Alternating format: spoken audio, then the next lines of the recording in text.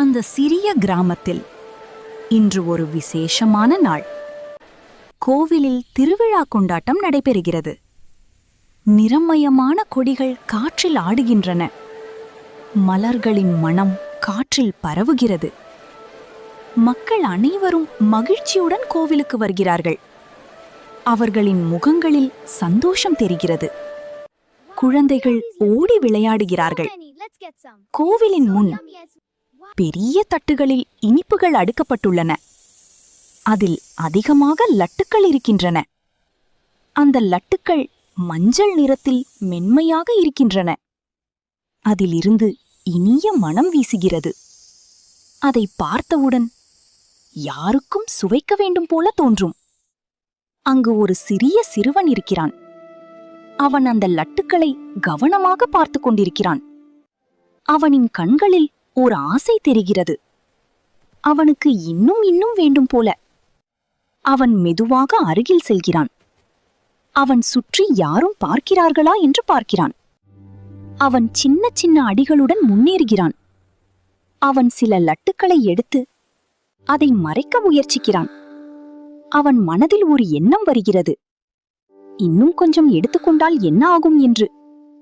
அந்த தருணத்தில் அங்கு அமைதியாக நின்று கொண்டிருந்த அப்பு இந்த எல்லாவற்றையும் கவனிக்கிறது. அப்பு அவசரப்படவில்லை. அது சத்தமாக எதையும் செய்யவில்லை. அது மெதுவாக அந்த சிறுவனை நோக்கி பார்க்கிறது. அதன் பார்வை மென்மையானது. அதில் கோபம் இல்லை. ஆனால் ஒரு நினைவூட்டல் உள்ளது. அந்த சிறுவன் மெதுவாக நின்று விடுகிறான். அவன் தன் கையில் இருக்கும் லட்டுக்களை பார்க்கிறான். அவன் மனதில் ஒரு சிறிய மாற்றம் ஏற்படுகிறது. சில நேரங்களில் நாம் அதிகமாக விரும்புவது நமக்கு மகிழ்ச்சியை தராது. ஆனால் பகிர்ந்து கொள்வது மகிழ்ச்சியை பெருக்கும். அந்த எண்ணம் மெதுவாக அவன் மனதில் உருவாகிறது.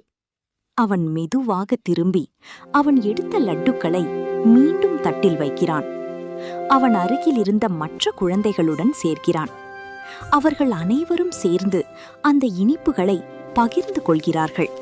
அந்த தருணம் மிகவும் அழகானது. சிறிய சிரிப்புகள், மகிழ்ச்சியான முகங்கள், பகிர்ந்து கொள்ளும் சந்தோஷம், அது எல்லாவற்றையும் விட இனிமையானது.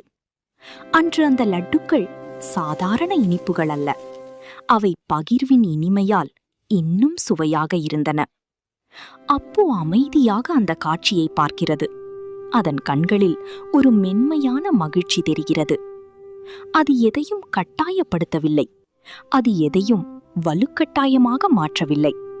ஆனால் அதன் அமைதியான இருப்பு ஒரு நல்ல முடிவை உருவாக்கியது. அந்த நாள் அந்த கிராமத்தில் ஒரு முக்கியமான பாடம் மெதுவாக கற்றுக்கொள்ளப்பட்டது.